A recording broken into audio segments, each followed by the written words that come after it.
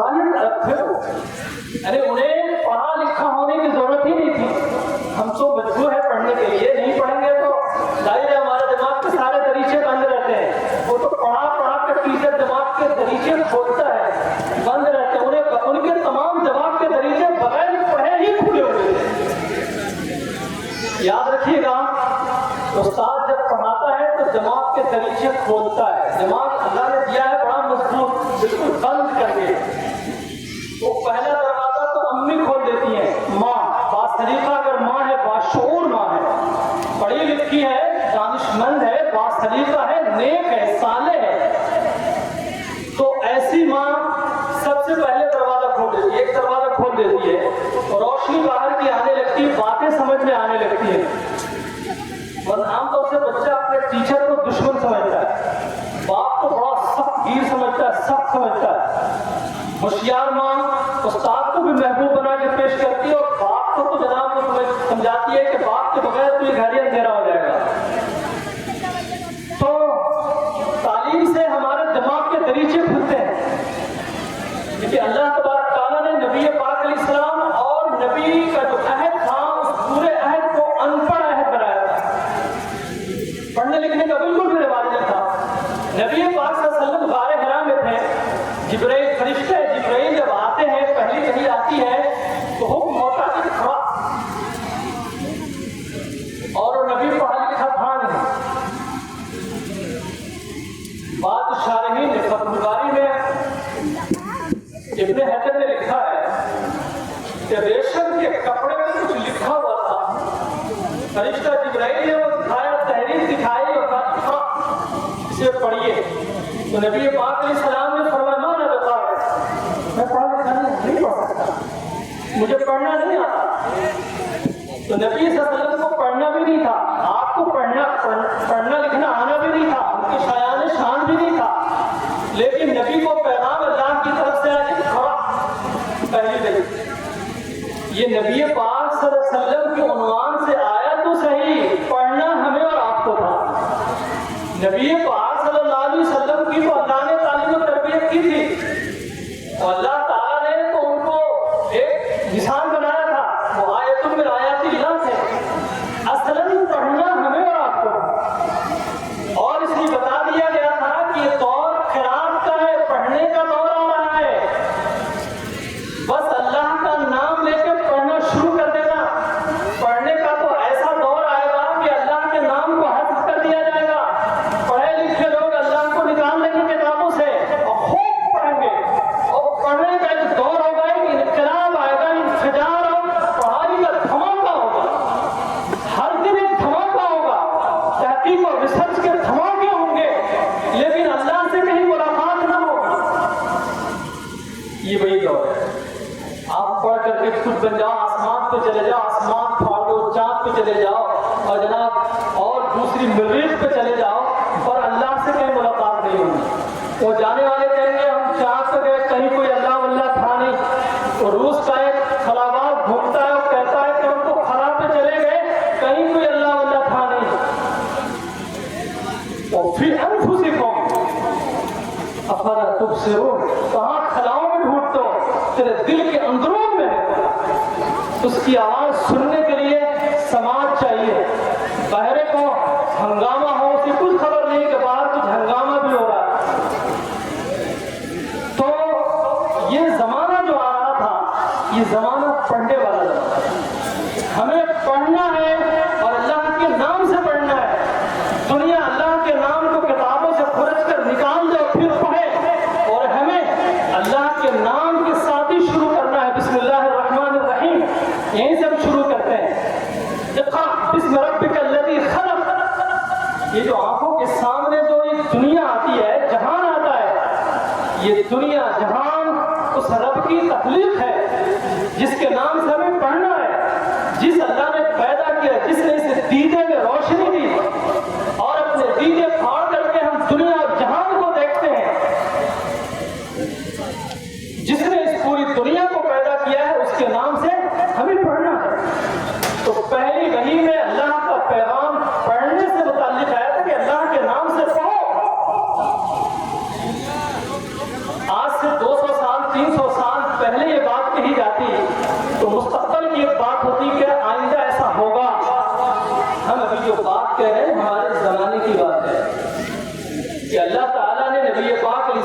वاسطے سے امت محمد کو کہا تھا کہ اللہ کے نام سے پڑھو، اس لیے کہ اللہ کے نام کو حذف کر کے جب پڑھو گے تو دنیا میں باہر تو بڑی روشنی ہوگی لیکن تمہارے اندرون میں گھپ اندھیرا ہوگا۔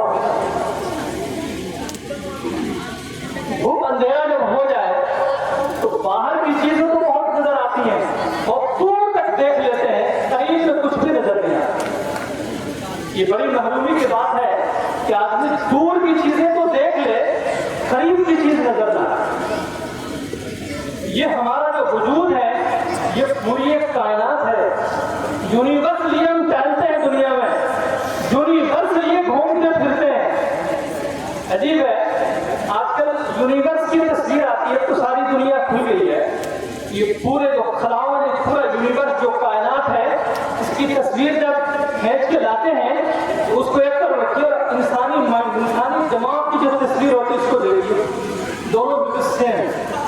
انسانی دماغ کی جو تصویر آتی ہے اور یونیورس کی جو تصویر آتی ہے دونوں سیم ہے۔ یہ ہم اپنے وجود کے اندر پورا یونیورس لیے بیٹھے ہیں۔ وَفِي أَنفُسِكُمْ أَفَلَا تُبْصِرُونَ، اللہ تعالیٰ قرآن مجید کے اندر فرماتا ہے کہ خود اپنے وجود کے اندر دیکھو، دیکھتے کیوں نہیں؟ تمہارے اپنے وجود کے اندر پوری کائنات موجود ہے، لیکن اس پہ غور کرنا پڑے گا، اس کے لیے تحقیق اور ریسرچ کی ضرورت پڑے گی، غور و خوض کرنا پڑے گا۔ تو نبی پاک صلی اللہ علیہ وسلم کی پہلی وحی میں نبی پاک علیہ السلام کو پہلی وحی میں کہا گیا اقرأ باسم ربک الذی خلق، اس اپنے رب کے نام سے پڑھیے جس نے تخلیق کیا اس پوری کائنات کو اللہ تبارک و تعالیٰ نے تخلیق کیا۔ ہمیں یہ معلوم ہونا چاہیے کہ سب سے پہلی وحی میں دوسری بات بولی گئی، یہ بھی تو کہا جا سکتا تھا کہ اٹھیے، جیسے کہ بعد میں یا ایھا المدثر قم فانذر، یہ پہلی وحی کے طور پہ اس کے کو نہیں نازل کیا گیا، ایھا المدثر قم فانذر، اٹھیے اور لوگوں کو سمجھائیے، عرب کے لوگ شرک میں مبتلا ہیں، بت پرستی میں مبتلا ہیں، یہ پہلی وحی کے طور پہ اقرأ پڑھیے، یہ کیوں کہا گیا؟ اس میں نکتہ یہ ہے اس پوری امت کو یہ پیغام دیا گیا کہ تمہارے نبی کے واسطے سے تم تک جو کتاب پہنچائی جا رہی ہے، اللہ کی جو کتاب پہنچ رہی ہے وہ پڑھنے والی کتاب ہے، یہ پڑھنے سے تعلق رکھتی ہے، اس کو پڑھنا، بہت غور سے پڑھنا، تدبر سے پڑھنا، اسے سمجھنا، یعنی قرآن مجید کلام پاک یہ پڑھنے سے تعلق رکھتی ہے۔ اقرأ باسم ربک الذی خلق، خلق الانسان من علق، اور اس رب نے انسان کو خون کے قسطہ خون سے پیدا کیا، علق۔ قرآن مجید میں اللہ تبارک تعالیٰ نے مختلف عنوان سے انسان کی تخلیق پیدائش کو بیان کیا ہے کہ انسان کو مٹی سے پیدا کیا، انسان کو نطفے سے پیدا کیا، انسان کو علق یعنی قسطہ خون سے پیدا کیا، مختلف چیزیں اللہ نے بیان کی ہیں، یہ اپنے اپنے مواقع کے حساب سے بالکل درست ہیں۔ یہاں علق کا لفظ استعمال کیا گیا ہے، علق کی صورت میں ماں کے رحم کے اندر جب بچہ کئی ہفتوں کے پروسیس کے بعد ایک خاص شکل اختیار کرتا ہے اس کو علق کہتے ہیں، علق۔ ڈاکٹروں نے ایک عجیب و غریب کیمرے کے ذریعے، خودبینی کیمروں کے ذریعے قرآن مجید کے ایک لفظ سے اللہ تبارک و تعالیٰ کی اس کتاب کا ایک اعجاز دریافت کیا ہے۔ علق جو لفظ ہے بستہ خون کو بھی کہتے ہیں، اور اس لفظ کے ایک معنی ہوتی ہے، جوک دیکھا آپ نے، جوک ہوتی ہے پانی میں، جوک جو خون چوستی ہے، جوک کی جو شکل ہے، جو علق کی شکل میں جنین جو ماں کے پیٹ میں بچہ ہوتا ہے، علق کی شکل میں جب ہوتا ہے تو رحم مادہ سے جوک کی شکل میں وہ چمٹا ہوا ہوتا ہے۔ بالکل تصویر آپ دیکھ سکتے ہیں، میڈیکل کی کتابوں میں اس کی تصویر آتی ہے، علق بالکل جوک کی مانند، یعنی ہم پر ایک دور ایسا بھی آیا ہوتا ہے کہ جب ہم رحم مادر میں ہوتے ہیں تو رحم مادر کی دیوار سے اس چوک کی مانند ہم چمٹے ہوئے ہوتے ہیں، جیسے جوک کسی کی کھال سے چمٹ جائے۔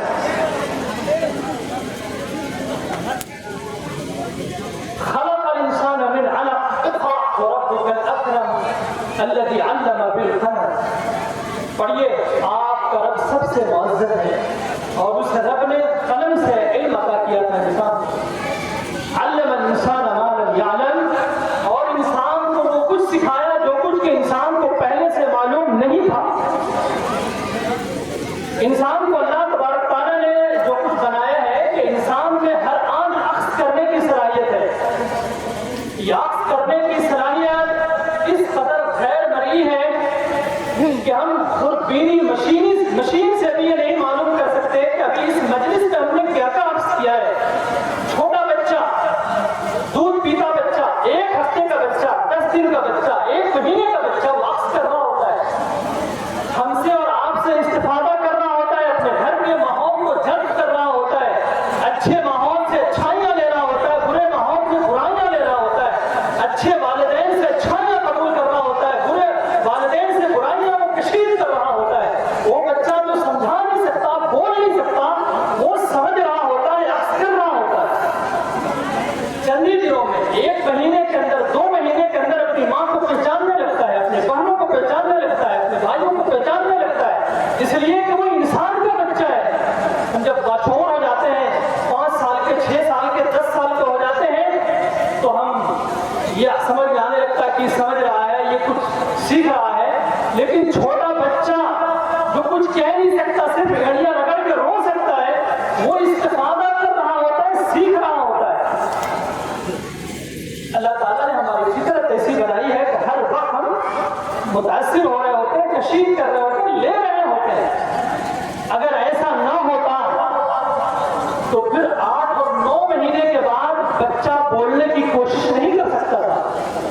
وہ سنتا ہے اور پھر وہ بولنے سے پہلے وہ کئی بار کوشش کر چکا ہوتا ہے بولنے کی، ہم سمجھتے نہیں ہیں، وہ کوشش کر رہا ہوتا ہے،